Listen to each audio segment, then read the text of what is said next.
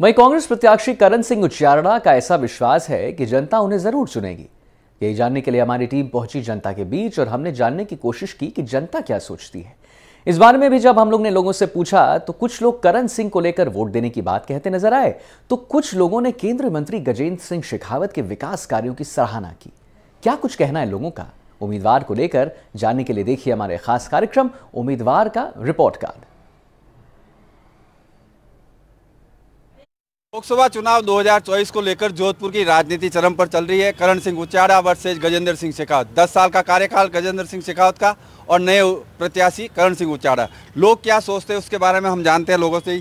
किस तरह से देखते हैं इस बार का चुनाव जोधपुर के लिए कैसा रहेगा? सर, जोधपुर का इस बार का चुनाव बिल्कुल ही स्थानीय मुद्दों पर लड़ा जा रहा है और जो यहाँ के सांसद साहब थे वो जल शक्ति मंत्री थे और उसी चीज़ को देखते हुए यहाँ जोधपुर में गांव ढाणियों में जो भजल सुविधा का अभाव हो रहा है उससे लोग अवेयर हो गए हैं और अब लोग जोधपुर में हमेशा के लिए चाहते हैं परिवर्तन।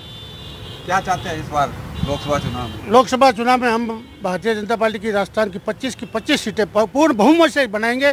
और रही जो विकास की बात, जो राजस्थान में जो विकास हुआ है वो आपके सामने है। आप कह रहे हैं कि स्थानीय मुद्दे पर हम बात करें, स्थानीय मुद्दे में कौन सी कमी रही हमारे सरकार में? जबकि पहले तो कांग्रेस सरकार के कारण हमारे जो जल के जो एग्रीमेंट हुए थे उसमें भी अब आके हमारी सरकार बनी, उसने जल का जो एग्रीमेंट किया वो फॉलो किया है। जो जल की बात करते हैं, जल हर घर घर में जल और नल पहुंचा है। आप लोग शहर में घूमते रहते हैं, अलग अलग स्टॉल से बैठते हैं, कहीं नाई की दुकान, कहीं चाय की थड़ी। किस तरह का रेस्पॉन्स मिलता है आपको? क्या देखते हैं इस बार चुनाव में? अब इनसे बात होती है तो लोग बाग यही कहते हैं कि भाई दो दफ़े जो है इनको गजेंद्र सिंह शेखावत को जो है वोट दे दिया हमने।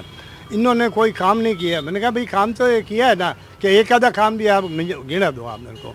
ये कोई काम करते नहीं है और सब मीठी मीठी बातें करते हैं। मैं कह यार मीठी मीठी बात तो करनी चाहिए ना, कि वो खाली मीठी है, काम के लिए नहीं है। नहीं समझे? इसलिए इस बार जो है हम करण सिंह उचियारड़ा को वोट देंगे और जोधपुर शहर का विपक्ष मजबूत होना चाहिए। क्या लगता है इस बार लोकसभा चुनाव में किसको, गजेंद्र सिंह शेखावत या करण सिंह उचियारड़ा? करण सिंह उचियारड़ा।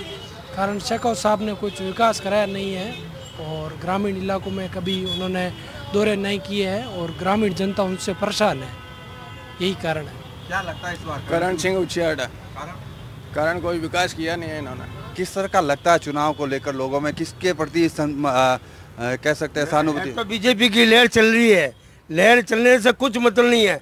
ये अभी शेखावत ने कुछ पानी की मंत्र नहीं लेके आया। क्या लगता है मोदी लहर चल रही है? अभी तो लहर भगवान के मोदी के हिसाब से चल रहा है, बाकी ना कोई बीजेपी के है कोई किसी का नहीं है मोदी की लहर चल रही है। इसके पीछे भगवान के पीछे भाग रहे लोग और कोई लेना देना नहीं है। बस क्या लगता है राम मंदिर के लिए कह रहे हैं कि भगवान की लहर के साथ मोदी का चेहरा? इनकी बिल्कुल भावना की मैं कदर करता हूँ।